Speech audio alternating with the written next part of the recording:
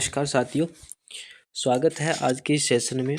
आज हम बात करेंगे एक नया जिला जिसमें अपने नीम का थाना एक नया अभी जो हाल ही के अंदर श्री अशोक जी गहलोत द्वारा 2023 के अंदर एक नए निर्माण जिसको सीकर और झुंझुनू से काटकर बनाया गया जिला है। इसके बारे में पढ़ेंगे। इसके जो भौगोलिक घटनाएं हैं, इससे रिलेटेड जितने भी महत्वपूर्ण प्रश्न हैं, आज की क्लास में अपने 100 से करीब करीब 100 से प्लस क्वेश्चन पर अपने देखने वाले हैं।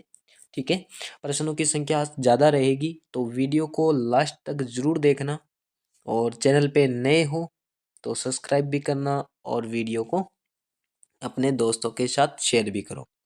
तो चलो शुरू करते हैं आज के इस सेशन को। और आज के सेशन को स्टार्ट करने से पहले एक मोटिवेशन लाइन जो आपको ऊर्जावान बनाएगी। आज की जो मोटिवेशन लाइन है कुछ इस प्रकार है, यानी हार को भी सहना सीखिए क्योंकि हर रास्ते पे जीत लिखी होती है, जीत नहीं लिखी होती है। ठीक है, यानी आप हारना भी हार को भी सहना सीखिए क्योंकि एक छोटी सी हार आपको बहुत बड़े लक्ष्य तक पहुंचाने में मदद करती है। तो आप एक छोटी सी हार के बाद घबराइए नहीं, लेकिन आपने जो गलती की है उसको वापस दोहराने की गलती न करें। तो आज के इसी एक मोटिवेशन लाइन के साथ अपने सेशन को स्टार्ट करते हैं। और तो सेशन का जो पहला अपना क्वेश्चन है वो आपकी स्क्रीन पे कुछ इस प्रकार से है। ठीक है, तो प्रश्न संख्या पहली क्या कह रही है कि नीम का थाना जिले की स्थापना कब की गई। इंपॉर्टेंट प्रश्न है। अभी जितने भी ये एक करंट का भी प्रश्न है, ठीक है, करंट का भी प्रश्न है। जितने भी इंपॉर्टेंट प्रश्न है अपने नीम के थाने से जितने भी आज प्रश्न बन रहे हैं उन सभी की अपने चर्चा करेंगे। आशा करते हैं इनसे बाहर वीडियो के बाहर से प्रश्न नहीं जाएंगे। तो इसकी स्थापना कब की गई है। इसकी स्थापना की गई है 7 अगस्त 2023 को। कब की गई है देखो, अभी तो अपने को याद है लेकिन थोड़ी सी डेट याद नहीं रहेगी। इतना पता है कि 2023 में हुई थी, लेकिन डेट कौन सी थी, 7 अगस्त। इंपॉर्टेंट बात है, आप ये डेट जरूर याद रखना, 7 अगस्त। ठीक है, 7 अगस्त 2023 को क्या हुआ था अपना, इसको किया गया था। बात आती है थोड़ी सी इंपॉर्टेंट बात ये आती है कि इसको, तो इसकी थोड़ी बात करते हैं। तो इसको अपने माननीय मुख्यमंत्री श्री अशोक जी गहलोत द्वारा, ठीक है, श्री अशोक गहलोत द्वारा इसको क्या किया गया है, बनाए गए थे। ठीक है, अशोक गहलोत द्वारा, ठीक है, अपने चर्चा में रहे थे। और ये अशोक गहलोत ने करीब करीब अपने 19 नए जिलों का क्या किया था, निर्माण किया था। टोटल अब कुल मिला के 50 जिले हो चुके हैं। ठीक है, बाकी थोड़ी सी चर्चा चल रही है 2 जिलों पे, वो यदि कुछ और नई सूचना आएगी तो आपको जरूर अवगत करा दिया जाएगा। ठीक है, और जो सीकर और झुंझुनू जो जिलों से इसको काट के बनाया गया था। आगे बात करते हैं प्रश्न संख्या नेक्स्ट। तो प्रश्न संख्या नेक्स्ट क्या कह रही है कि नीम के थाने का गठन किन 2 जिलों से किया गया था। 2 जिले कौन से थे, सीकर और झुंझुनू। सीकर और झुंझुनू कौन से 2 जिले थे, सीकर और झुंझुनू दोनों से काट के इसकी, ठीक है, इनके बनाई गई थी। सीकर जिले के 2 मतलब उपखंड थे, नीम का थाना व श्री माधोपुर। ठीक है, नीम का थाना एक तो ये था और एक श्री माधोपुर था। ठीक है, श्री माधोपुर।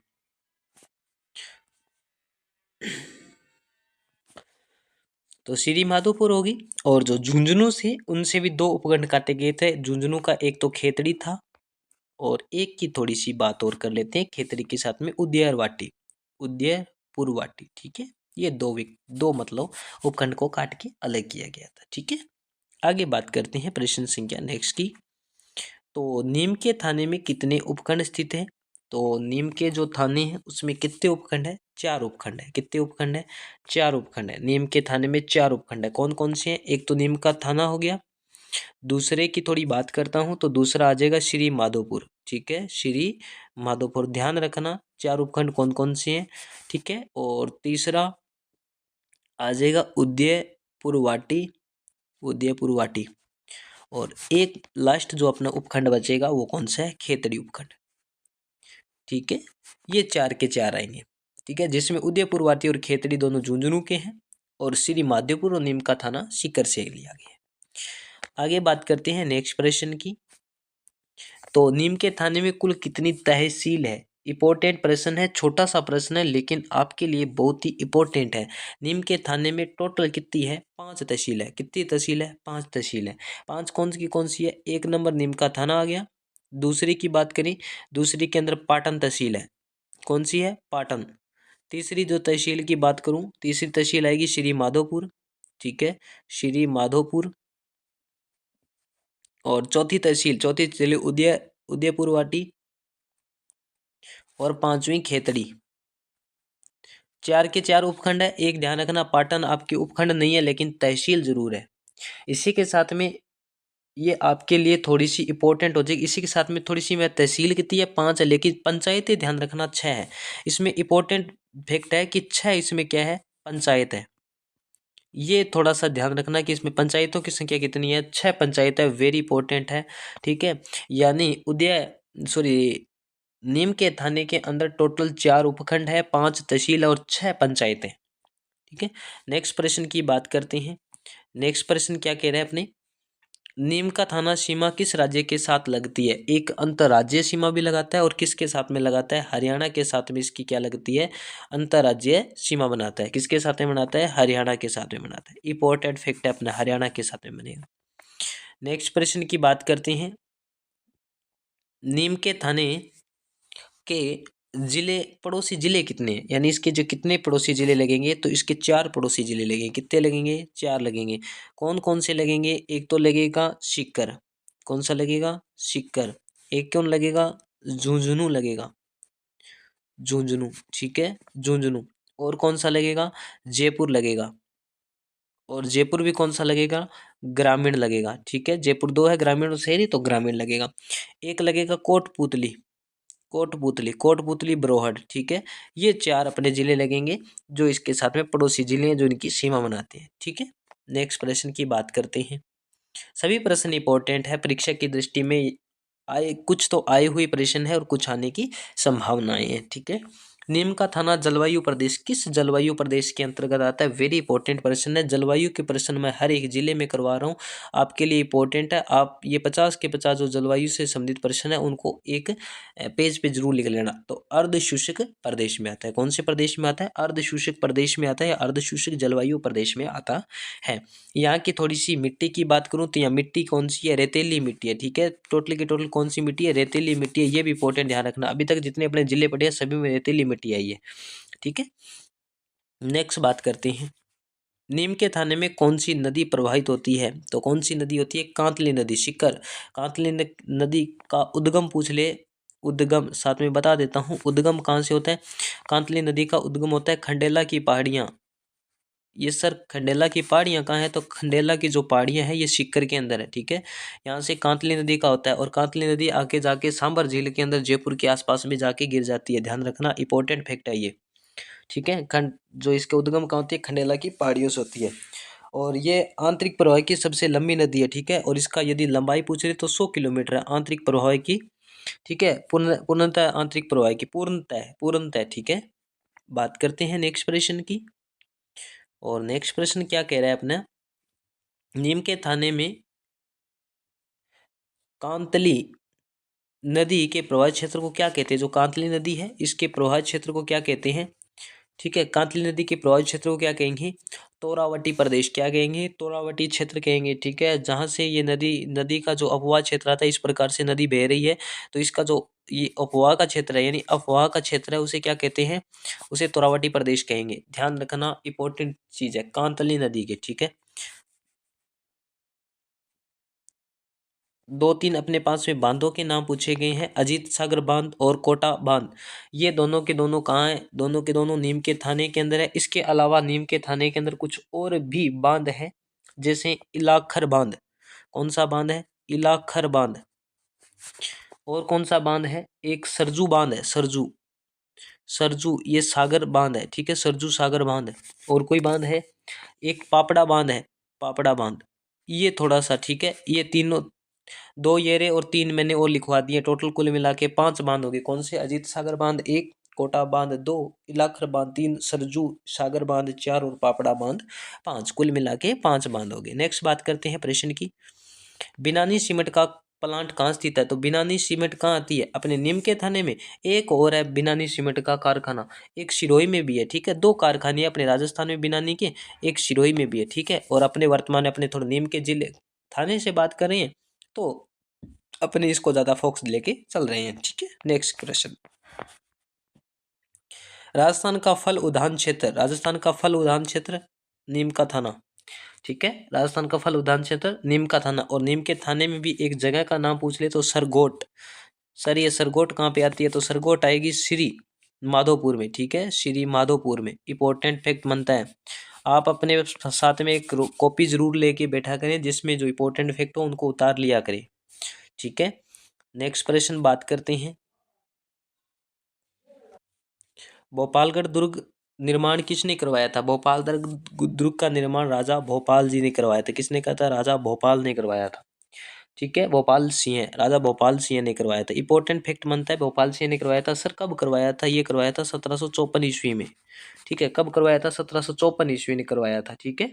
और कहाँ पे करवाया गया था, तो खेतड़ी के अंदर करवाया गया था, खेतड़ी के अंदर करवाया गया था। खेतड़ी के राजा कौन थे, भोपाल सिंह थे। भोपाल सिंह ने 1754 ईस्वी में करवाया था। बात करते हैं नेक्स्ट प्रश्न की, तो गोपीनाथ जी का मंदिर स्थित है, गोपीनाथ जी का मंदिर कहाँ पे स्थित है, नीम के थाने में। कहाँ पे स्थित है, तो नीम के थाने में स्थित है। और ये किसके अंदर पूजा होती है, इसमें गोपीनाथ जी के मंदिर में गोपी गोपी गोपी किसके लिए होता है, राधा और कृष्ण के लिए होता है, तो राधा कृष्ण की पूजा होती है इसमें, ठीक है। इंपॉर्टेंट फैक्ट है, गोपी किसकी थी, कृष्ण जी की थी, राधा कृष्ण की पूजा होती है, ठीक है। और इसके अंदर थोड़ी सी सुंदर सुंदर मूर्तियां स्थापित है, किसकी, भगवान श्री राधा की और भगवान श्री कृष्ण और राधा जी की, ठीक है।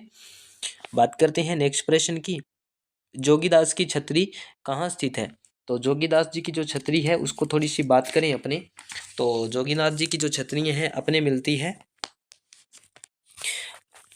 नीम का थाना। और नीम के थाने के अंदर यदि पूछ ले अंदर का जो कौन सा उपखंड है, तो उदयपुर वाटी, उदयपुर वाटी के अंदर है, ठीक है। उदयपुर वाटी के अंदर स्थित है। और ये किस लिए प्रसिद्ध है, इंपॉर्टेंट फैक्ट ये, तो किस लिए हो जाएगी, भित्ति चित्रों के लिए, भित्ति चित्र के लिए, ठीक है। भित्ति चित्र के लिए क्या हो जाएगी, इंपॉर्टेंट हो जाएगी, ठीक है। नेक्स्ट प्रश्न की बात करते हैं अपने, स्वामी विवेकानंद संग्रहालय की स्थापना कब की गई, स्वामी विवेकानंद जी की संग्रहालय की स्थापना 2011 में की गई। और 2011 में कब, 4 अक्टूबर 2011 को की गई थी, ठीक है। करंट का प्रश्न था, आया हुआ एग्जाम में, ठीक है। और कहाँ की गई थी ये स्थापना, संग्रहालय की स्थापना खेतड़ी में की गई थी। कहाँ पे की गई थी, खेतड़ी में। खेतड़ी में ही क्यों की गई, क्योंकि खेतड़ी के राजा अजीत सिंह के समय में जो स्वामी जी थे वो 3 बार आए थे, ठीक है। करीब करीब 3 बार आए थे, इसलिए यहाँ पे की गई, क्या की गई थी, यहाँ इनकी याद में या स्मृति के अंदर क्या की गई थी, यहाँ संग्रहालय बनाया गया। लोहान या लोहार गर्ल जो तीर्थ स्थान है वो स्थित है कहाँ पे, नीम के थाने में, नीम के थाने में। और नीम के थाना में कहाँ, उदयपुर वाटी में, उदयपुर वाटी उपखंड में, ठीक है। उदयपुर वाटी के अंदर ये यहाँ ऐसा एक छोटा सा तीर्थ स्थान है जहाँ ऐसा मानते हैं कि लोहा भी गल जाता है, ठीक है। लोहा भी गल जाता है। और जब पूरा युद्ध हो गया था महाभारत का, तो पांडवों ने इसी स्थान पे आके क्या किया था, अपने जो अस्त्रों का त्याग किया था। माना जाता है कि अस्त्रों को इसमें डाल दिया गया था और वो लोहा था वो गल गया था, ऐसा मानते हैं, ठीक है।